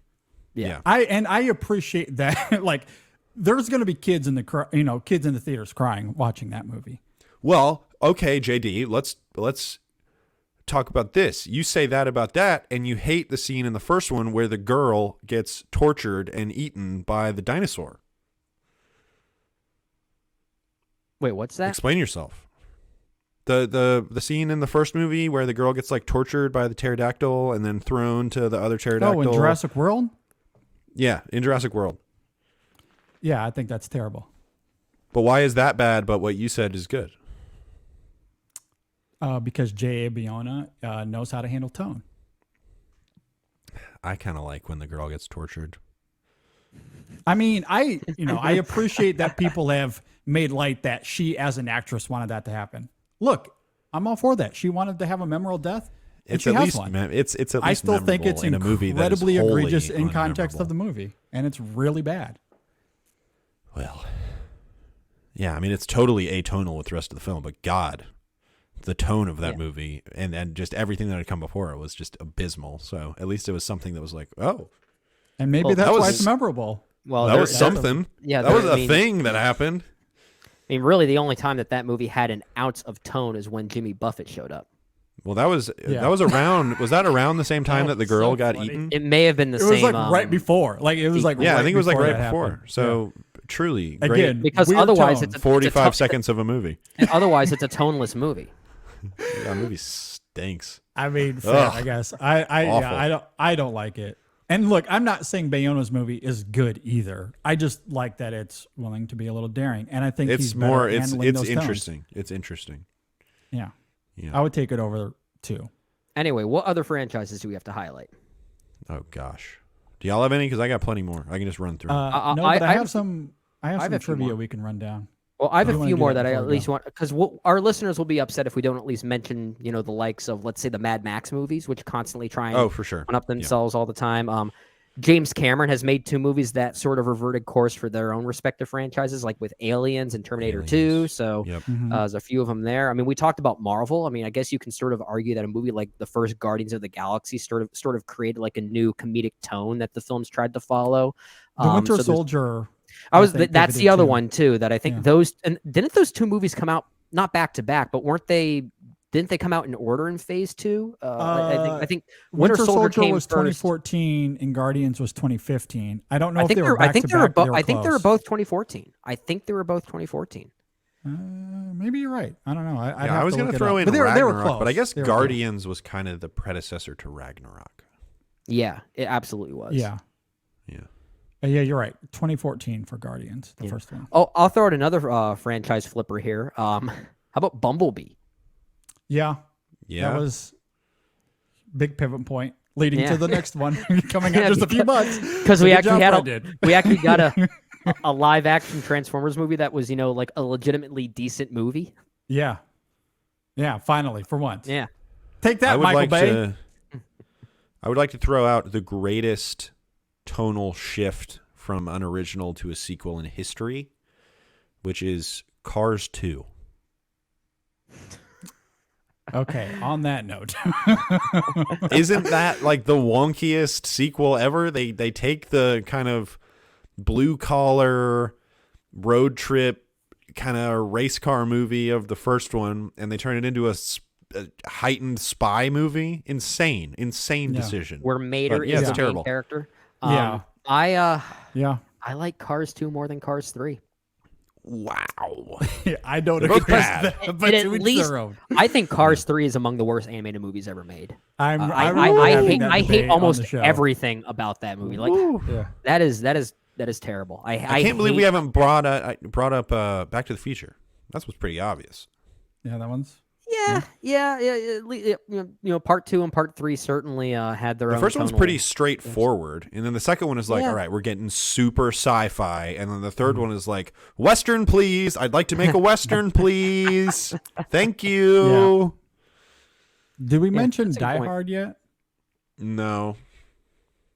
No, I didn't even think about that one, but I guess it did flip the script with A Good Day to Die Hard. They did, Yeah. yeah. Well, I would say, which one is A Good Day to Die Hard? Is that That's the Third fifth Fourth one. one? right? Fifth one? That's Oh the my fifth God. one. Oh, yeah, What's yeah, the fourth yeah. one? Live Free. Die or Hard with a Die Hard. No, not Die Hard with a Vengeance. What's the fourth one? Live Free or Die Live Hard? Free or Die Hard. Live Free or Die Hard. That one, I think. I just remember him standing on the side on the jet wing, and I was like, "Oh, this is done." Oh, and yeah, he destroys a helicopter with a car, and Yeah, oh, yeah. and he that says, one. "Yippee Yeah. ki and then the jet motor goes. yeah. PG-13 Okay. for you. PG-13. Yeah. Anyway, Tough. on that note, let's end the show or get close to the end of the show. I want to move to the next segment. I have some trivia here. I did not converse with Jay or Brendan about this. Oh, great. But with I'm Fast scared. 10, your seatbelts coming out this weekend.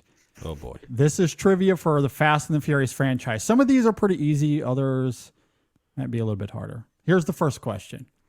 This is the Fast and the Furious. Well, how do we play? Is it back and forth, or is it first to buzz in? I mean, what are we doing? Yeah, here?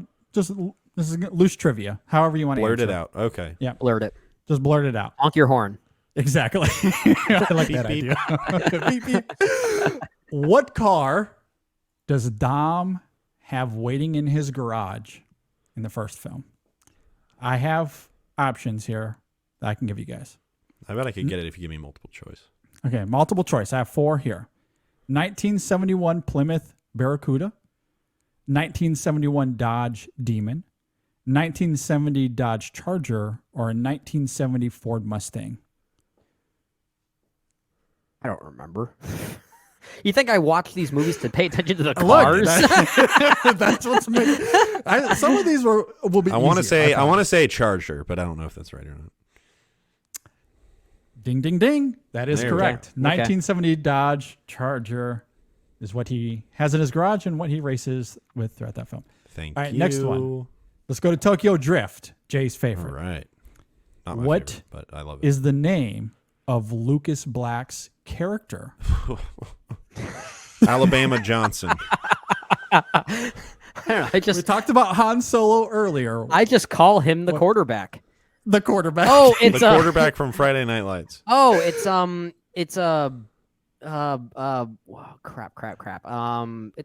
It's Sean something. yes. isn't it? Good. Okay. Very good. I don't Brandon remember with the last comeback. name. I don't remember the last name, but I just remember. That for gets some he reason, gets points. Sean. Points. There you go. All right. This one's What, a little what was his easier. last name? Boswell. Boswell. Oh, Duh. actually, okay. Yeah, duh, Boswell. Boswell. All right. This one's a little easier. We'll go to easier. In F4, so Fast and Furious, Dominic returns to LA because who was killed? Letty. All right, there you go. All right, F7. We are introduced to Deckard, the Jason Statham character. He is brother to whom? Luke Evans' character. Luke Evans' the character, other Shaw. whose name is Other Shaw. Yeah, his first name is Other. I think. What's his first name? Bob Shaw. Bob. Deckard and Record. Decorated record. I should. Is You it both Evan? get points for funsies there. That's not his name though. You know what's Although really it should funny? be. I'm just okay. Steven. No. You know what is really funny about this? Okay, like I feel like the level's already done. So I actually went on IMDb here to look up the character name. He's only credited as Shaw on IMDb. And so look, I guess that's fair. He does have, but that's a little too easy. So I Yeah, wanted to go with his name is Owen. Owen. Owen. Yep, Oh, yeah. Yep. Owen. Owen. Okay. All right. This one might be a little tricky too. In fact, it might be a little bit too tricky, but I thought it was fun. What? Well, and we're of doing course, so well me so far. me as the daddy of the podcast, I had to bring this up. What did Brian and Mia name their son? What name did they give to their son? I can do multiple choice here. Lucas, Brian Jr., Jack, or Paul? Jack, I think. Ding, ding, ding, ding. Yeah, Good job. I knew it wasn't one of those obvious ones, but yeah, okay. All right. Okay. Good job, Jay. Good job. Thank you. All right, next one. Which main character is killed off in F6? Fast and Furious 6. Giselle. That's There you go. That was a little bit of an easier one. I'm curious. Let's see how good your guys' memories are here. This has to deal with the very dumb plot of Furious 7. What's the name of the surveillance program that they're after in Furious 7? God's Eye. That's it. Good Yeah. job. Wow. You guys got that way faster than I anticipated. I didn't know that until I looked it up. So you certainly have a better memory than me. That's my favorite All right, one. this question. I like that one. Good movie. This one is super easy, but this is a question just for me because it is like when I think of this franchise, I immediately think of this moment just because of how stupid it is. And yet so fun somehow. What does Hobbs kick in F8 to destroy a vehicle? What does he kick in F8? What does he kick? A missile? Close. Well, it's I'm F8 is envisioning it's the submarine thing. So it's like I don't know what you call it if it's not a missile. What do you call a submarine? A submarine missile? I don't know. Whatever it's called. Oh yeah, you're a torpedo. You're Yeah, along the okay, same line. Torpedo, Okay. of course. Yeah. Okay. Submarine Kicks missile. their torpedo in motion. Yes. Torpedo coming at him, redirects it with his foot. It's truly remarkable Unbelievable. that a movie that has that I don't like more than I do. But I don't know. Look, the movie 25 on the minutes. whole, 25 minutes of that movie are the best Fast and Furious movies. Yes, that's exactly it. Yeah. Yeah. I mean, everything around those three action sequences you mentioned earlier are just not good. But No, my they're not. God, those sequences are so incredible. And that's it. That's really all I have. I mean, I have some more, but we're kind of running low on time, so I figured I feel like you were making a pretty interesting point there that if we were to get most of these wrong, it would have proved just how much this franchise really runs together. Yeah. well, honestly, that's how I feel about a lot of I feel that Yeah. way about Mission Impossible, a franchise I really love, but I'm not quite there yet with Mission Impossible. I think because each film has such a unique sense of tone that the Furious movies don't quite have in comparison. I feel it less than I do about Fast and Furious. But there Oh, are sure. times where I'm like, But even so, like Rogue Nation and Fallout, both directed by Christopher McQuarrie, if you told me that they were directed by two different people, I would believe it. And I think a lot of Yeah. it is just the complete, there are different cinematographers, different people behind the camera working with that said director. So it's just the mechanics of the MacGuffins of the movies. I'm kind of like, I mean, the Yeah, bare that's bones fair. narrative are comparative, but Yeah. there's a sheen to those movies that have their own identities, though. I think. oh Well, yeah, and yeah. that- Like as far as the films themselves and how they make me feel, I totally feel differently about them. But it's just like, all right, what's the skeleton of the plot? Well, that's the thing. What's It's the like excuse to get from one set piece to the But next it's one? like, I can't but really it's like remember. I mean, I know we're getting on a tangent with Mission Impossible, but you almost think of them as like action ballets, right? Like you think of, let's say, for instance, okay, the Opera House scene. that action beat there. My first thought is, oh, that's clearly Rogue Nation because that's the Hitchcockian film of the bunch, or at least the one that references that the most. So it feels of a piece with that. Or what a good movie. I love that movie. That was where I met Rebecca Ferguson, and that was a life-changing moment for me. Rebecca Ferguson. Yeah. Well, I think what's interesting, kind of circling back to, Mission Impossible and in relation to the Fast and Furious franchise, it's fascinating. We might disagree on the films within the Mission Impossible movies that resonate the most with us. Fine. But I think we can agree that we all feel similarly about that franchise in terms of how they make us feel, the uniformity of them in terms of the action and the spectacle of them. And that on the whole, we really love that franchise, really like all of those movies to varying degrees. And, whereas with, Fast and Furious, and like, I don't necessarily say this as a bad thing because as we just discussed earlier, there are things to like about the franchise, but on the whole, it's more of like, it's like candy. You're like, it's a fleeting experience. You go in, you enjoy yourself for 2 hours, you walk out, you never really think about those movies again. Where Mission Impossible has, like, there's a leftover effect to those movies because of how they're shot, how they're acted. You feel satiated. Yeah. The one counterpoint, of course. It's been a long day without you, my friend. And I'll tell you all about it when I see you again. That song was not nominated for an Oscar, right? I don't think so. I don't think that got an Oscar nomination. That's a sad thing. Yeah. It should have. I agree. Yeah, it I really agree. should have. Anyway, on that note, you could let us know if you agree or disagree with any of the thoughts that we had here. You can email us InSessionFilm@gmail.com. You can, of course, hit us up on social media, Facebook, Twitter, Instagram. You can hit us up on Letterboxd at letterboxd.com/InSessionFilm. I want to say thank you to all of our patrons. If you support us on Patreon, really do appreciate you guys. You're one of the main reasons we keep this going from week to week. So thank you to all of our patrons. You can support us there at patreon.com/InSessionFilm. Next week on the show, what are we doing? Okay. You have an idea? Well, I think Jay wrote in a pretty. I think you wrote in a pretty interesting idea talking about the legacy of Paul Schrader. Oh yeah, this is the Master Gardener ep. Yeah. Oh, okay. Yeah. Let's do it. Ride. Would not be a controversial episode at all. Not at all. I gotta watch. I gotta binge some Schrader if we're gonna do that. I gotta say that. He's got a lot of interesting films. Yeah, some I gotta catch up with. Sure. Yeah, Blue Collar, his first directed film, Yeah. I think, with Richard Pryor. That's a good movie. Okay. So look forward to that. Paul Schrader should be a fun conversation. Tentative. We'll see. We'll see Maybe how it we'll goes. talk about our favorite horticulture films. Sure. Movies Of course, about The plants. Mule. Yeah. At any rate, we'll think of something Yeah. for next week on the show. We will Adaptation. have. Okay. Okay. Yeah. Well, there you go. We got him. That's We'll it. have Those some- are the two. We'll have some reviews coming out very soon. Fast X, of course, coming out this weekend. We'll have a conversation around that.